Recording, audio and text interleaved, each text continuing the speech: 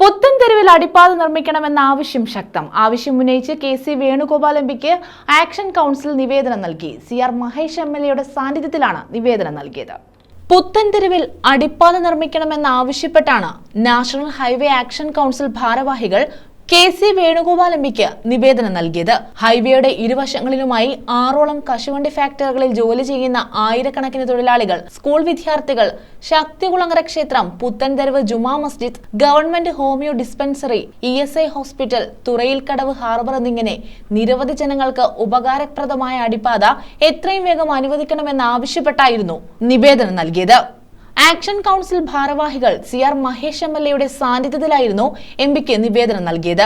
Advocate K P. Muhammad, Nasar Kattupuram, Chandrababu, Nisar Kanjikkal, TH Shameer തോട്ടിന്റെ തക്കതിൽ, KM Noushad, Nasar തോപ്പിവടക്കതിൽ, സുധീർ കാട്ടുതറയിൽ, ഇല്യാസ് പോളയിൽ, യൂസഫ് കൊച്ചയ്യത്ത, KS പുരം സത്താർ, ഇർഷാദ് ബഷീർ, B. കൃഷ്ണകുമാർ, ശരവണൻ, ചിദംബരം തുടങ്ങിയവർ പങ്കെടുത്തു.